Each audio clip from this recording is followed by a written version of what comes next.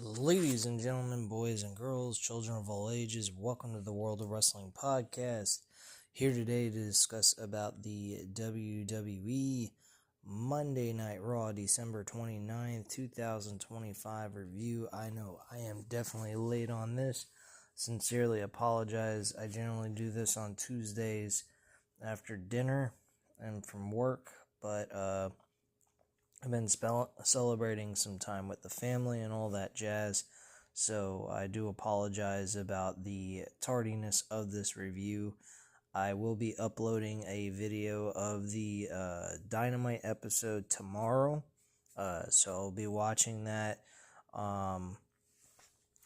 because I'll be celebrating, of course, the New Year's, so I won't be watching anything from AEW tonight directly, because like I said, I'm going to be celebrating New Year's with my family and all that jazz, so I'll be covering Dynamite tomorrow and go over that with you guys and give you guys my opinion on how the shows went. Anyway, let's go ahead and review this. So, we had a show from this past Monday that wasn't exactly great. It wasn't terrible by any means either, but it was just... the main event had the Usos winning the tag team titles for the 9th time in their career. It was a good match. I will give them that for the main event. It was a solid one. The matches were fairly decent. The triple threat match with the Women's World Championship was fair. I enjoyed that. We had promos from Becky Lynch and Maxine Dupree. I'm leaning towards Becky Lynch is going to win back that Intercontinental Championship next week. We had Paul Heyman and The Vision have a segment this past Monday, which is the first thing on the show. Wrestling-wise, outside of the two major championship matches, didn't really stick out at me all that much. I don't even think all that much happened besides those two things. We had Gunther and R-Truth in a not even close of a match. He tapped out R-Truth in a rear naked choke. So now he's on a winning streak. Before the main event, Jey Uso was a little bit nervous. He was kind of feeling like he might let Jimmy down, and he's worried about that. Jimmy kind of psyched him up and got him all ready for the match, and he was ready to go. That was something that occurred. Mysterio and Austin Theory had a match that led to a no contest or a disqualification, and Ray won because of Logan Paul's interference by tripping up Rey Mysterio doing the 619. So that kind of sucked. The match wasn't bad, though, I would say. I thought it was fairly decent. This show was just there, pretty much. Again, like I said, the two matches that started and ended the show were good, but the rest of it was just whatever. But let's get into it. So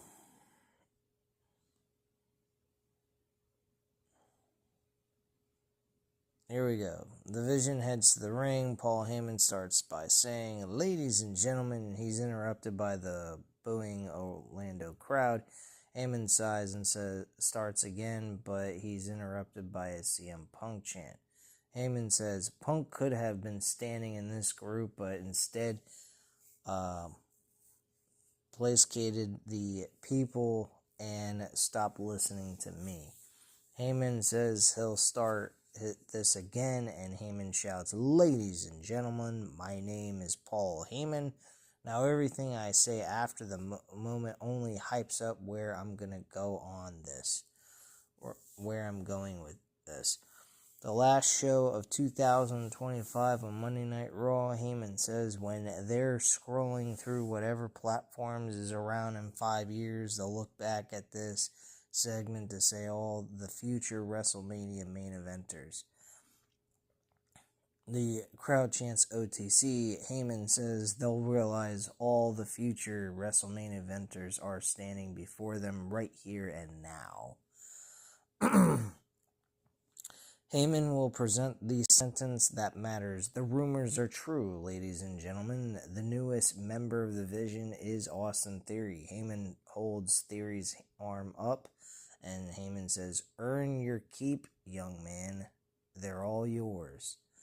Heyman hands Theory the microphone. Theory says he's waited his entire life for this moment.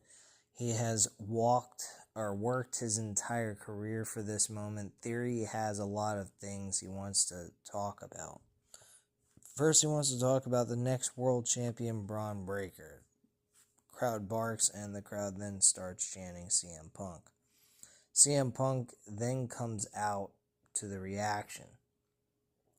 So Austin Theory didn't even get his moment in the sun with the microphone and really cut a promo. I do not understand this, but it is what it is. Austin Theory ain't doing shit in this group. He's a fucking jobber, plain and simple. He's just a fill-in guy, that's all. Nothing special is gonna go for Austin Theory here. I don't think Triple H likes him. I don't think he sees him as this main event star. I highly disagree, honestly. For the first time ever with Vince McMahon's booking decision, I think Austin Theory was the right guy, an appropriate guy to push as a main eventer, and Triple H is not. I don't know why, outside of the fact that Vince wanted him as a main eventer, and Triple H is just trying to do everything he can to go against Vince McMahon and what his vision is, whatever that might be. So Punk comes out. The crowd starts to sing to Cult Personality as the world champion walks out to the stage. The crowd loudly chants his name as the music dies down.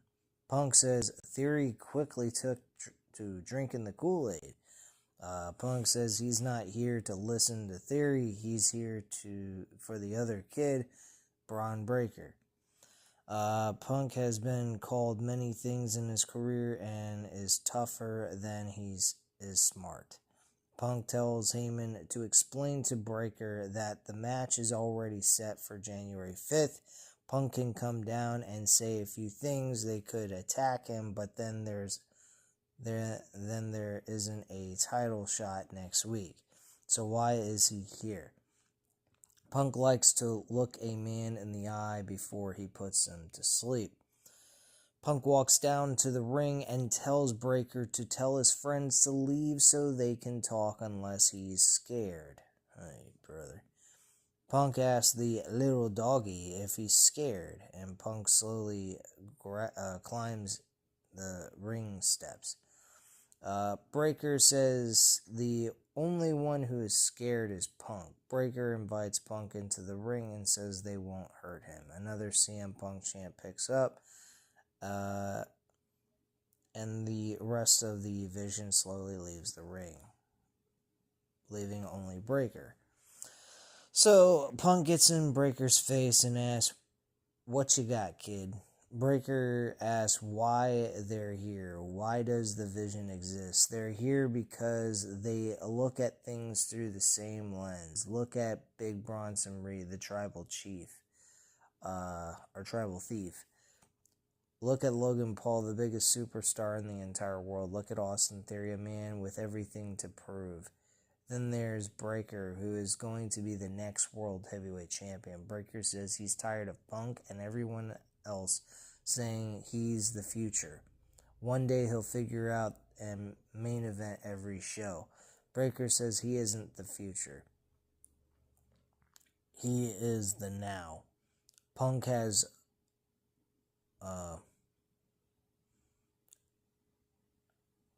come out and to say that Breaker is just the new shiny toy who will fail at his biggest moment.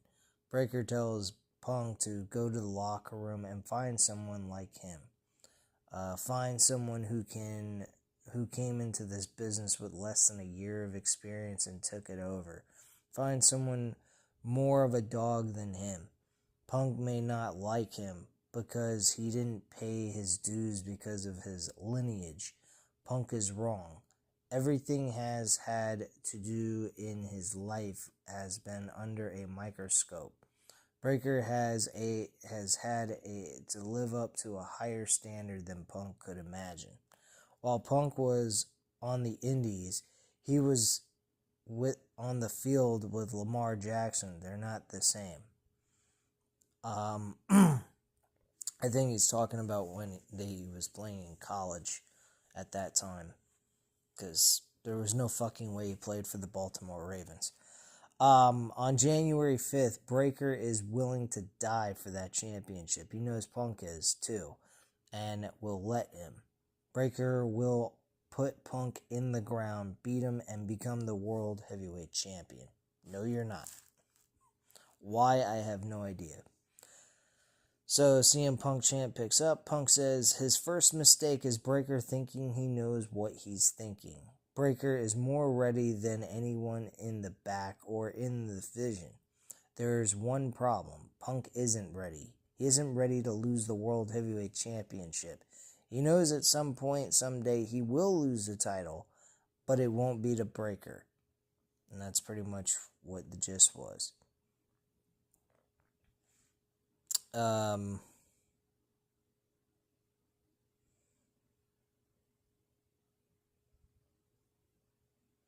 That was pretty much all there was to be said. So backstage, Jackie Redmond is with Raquel Rodriguez. Rodriguez says no one will get in her way this time. Liv Morgan walks over and says JD and Dom are out for a bit, so the Judgment Day needs her to take the care of business tonight. Rodriguez thanks her and wants to handle this on her own. Roxanne Perez walks over and Morgan says they'll all want Rodriguez to be the women's world champion. Perez says last week is the water under the bridge and wishes her luck.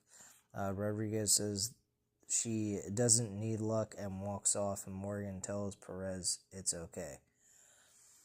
Okay, so we get the triple threat match for the women's world title. Stephanie Vaquera retained her championship. This was actually a good match. I'll give Stephanie Vaquera credit. I don't think she should have retained the title. I think she should have lost it to Raquel Rodriguez, honestly. But, I mean, as long as Nikki Bella ain't the fucking champion, I'm good with that. Jackie Redmond catches up with Gunther and asks about his disrespectful behavior since defeating John Cena, and R-Truth walks up to him and says he made John Cena tap out. Cena is R-Truth's hero, and he's a hero to many. R-Truth says he's singing the same old tune, making him a piece of shit. R-Truth whispers and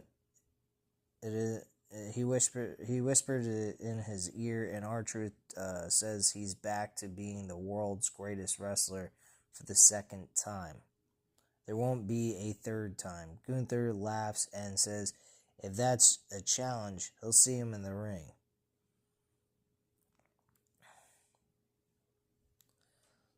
So, the Kabuki Warriors are actually in the ring next. Asuka says she beat Rhea Ripley last week on Raw. Everyone is a big baby, and Asuka yells in Japanese as Kairi Sane laughs. Zane says Io Sky never should have attacked her. Asuka shouts, Kairi, and Asuka then takes the microphone from Kairi Sane, and the crowd chants Rhea. And Asuka says Ripley and Sky paid for their disrespect because no one is ready for the Kabuki Warriors. They're the tag team champions. Then out comes Rhea Ripley. Ripley and Io Sky come out to the ring. They charge into the ring, and the Warriors quickly get out. Ripley and Sky follow them out and attack them. Ripley gets Asuka in the ring and super kicks her.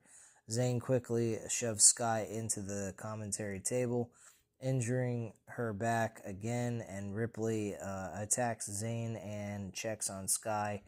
Asuka kicks Ripley down and sends Sky into the Timekeeper's area.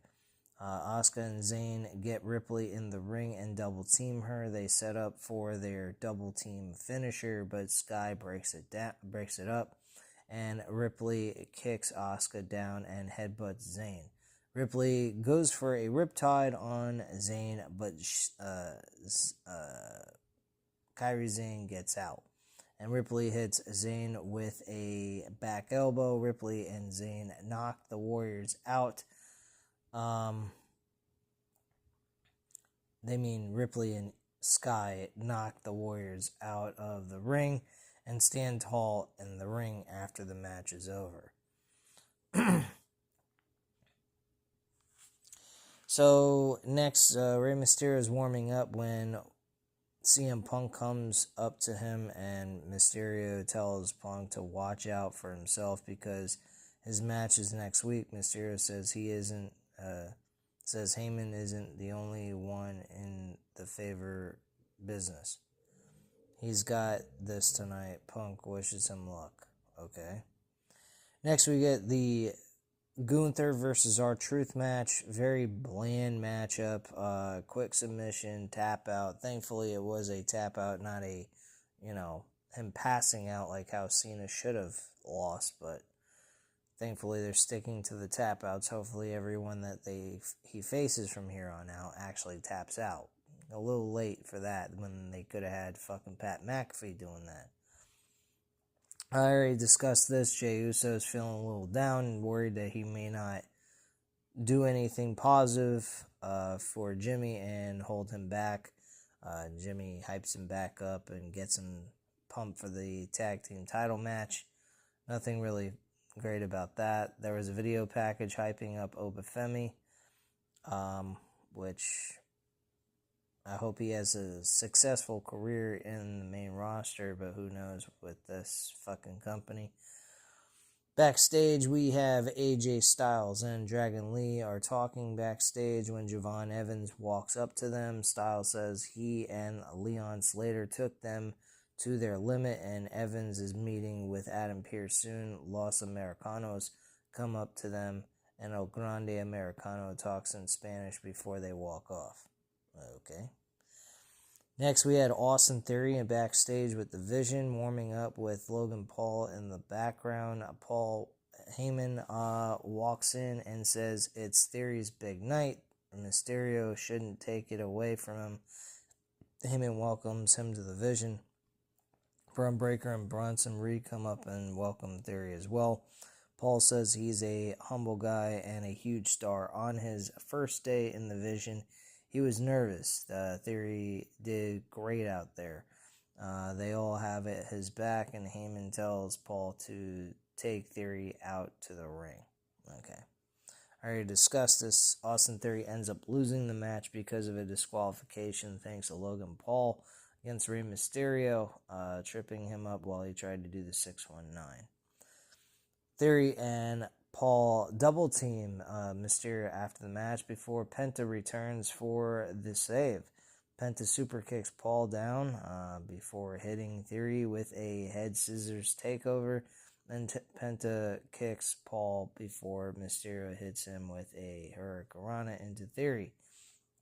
Mysterio hits Paul with a 619 before Penta clotheslines him over the top rope.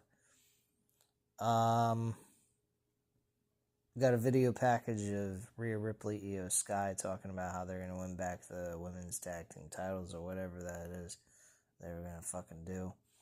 Maxine Dupree addresses her big match next week. This was pretty straightforward, nothing too exciting.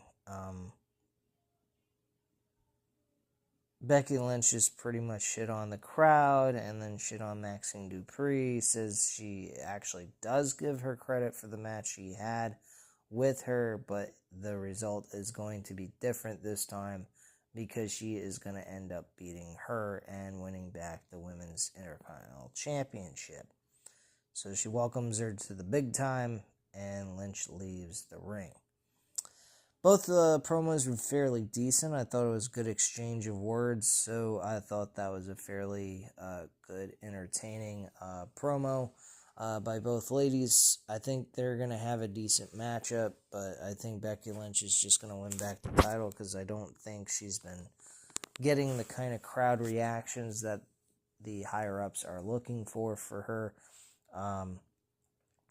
So they may take the title off of her, possibly. I'm not quite sure. Anyway, General Manager Adam Pearce is talking to Trick Williams. William tells him to call him, and Bayley and Ira Valkyria come in. Bayley is not happy. Valkyria says they were told they'd be in the tag team title picture. They want the next shot, and Pearce says Liv Morgan and Roxanne Perez were also in here. Pearce says he'll keep them in mind and ask for a drink. Watching this show, why wouldn't you want a drink? Joe Tessitore announces that Michael Cole and Corey Graves will be the new commentators of Raw starting next week. They're swapping back because, of course, the college football games are coming to an end. Next week's Raw will be Stranger Things crossover, which I don't quite understand how the fuck that's going to work, but whatever. They kept showing that in the corner of the screen while you're watching the event, which was kind of annoying, honestly. Anyway, the main event was the AJ Styles and Dragon Lee defending the tag team titles against the Usos, and this match was fucking entertaining as hell. Good main event, fun tag team wrestling here. The Usos win with the 1D, I believe, on AJ Styles it was. Let me just check. Yeah, it was AJ Styles. Yeah, they connect. Or no, it wasn't AJ Styles. It was Dragon Lee. They connected the 1D on Dragon Lee. AJ tried to go over and stop the count, but he was unfortunately not there to stop it. And the match ended with the Usos walking away with the tag team titles and ending their year as tag team champions. And that was your show in a nutshell. I thought this show was fair. I thought it was mid. I thought it was watchable. I mean, it was better than what we were getting from these tape shows, honestly, but was it all that great? No. Next Monday, I will be able to watch Raw live instead of watching it after the event is over because Monday Night Football will not be taking place. Last week's Monday Night Football, or this past Monday, was the last Monday Night Football game. So I will be watching Monday Night Raw live, and I will be reviewing it the same day of when the show ends. So I will be getting those out of the way and done with. So I will be watching January 5th live and in living color when that takes place. And then give you guys my review on that as well. So no more Raws will be, the next day or anything like that unless I say different. But it either will be a Monday or a Tuesday. But for right now, it's going to be Monday nights after this coming Monday on January 5th. So anyway, guys, at this time, guys, you know what to do. Hit the like button if you enjoyed the video. Hit the subscribe button if you're not already subscribed to the channel. And leave a comment down below. I'll definitely get back to you on that. Thank you guys very much for watching, and have a great night, guys. Bye.